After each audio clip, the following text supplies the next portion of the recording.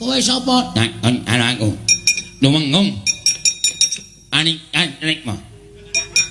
Hah? Lumengung ani anek mah. Sapa itu? Tulis. Nih, tempatnya.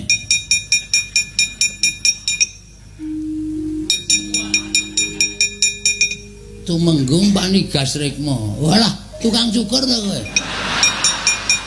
Nganyun dak matos. Tukang dak matos.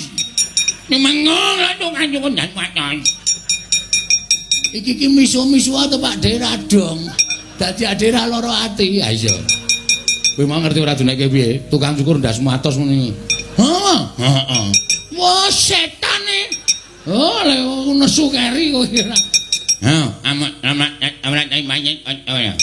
Ojo wadur tengok mati anyar mana tampa yo nak tinggal apa ye. Tulis yo kae banget. Ngomong kok banyak tulis yo banget nyanake lemah. Aku radong e. Semar. Heeh, Semar piye?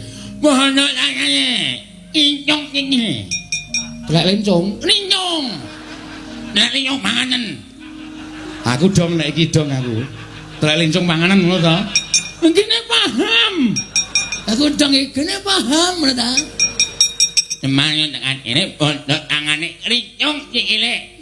Bolanya Prabu Gindranya namanya. Sapa? Prabu Gindranya namanya.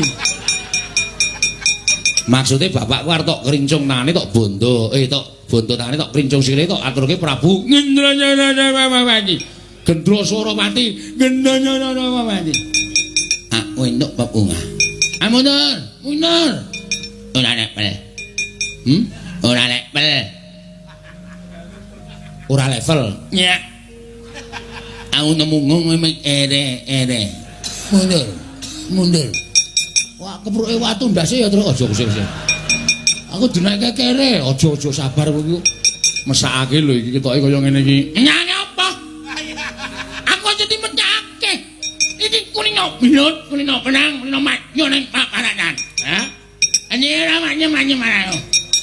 Nyanyi ora gelem mundur. Ra kon tinjongake nyawamu dina iki.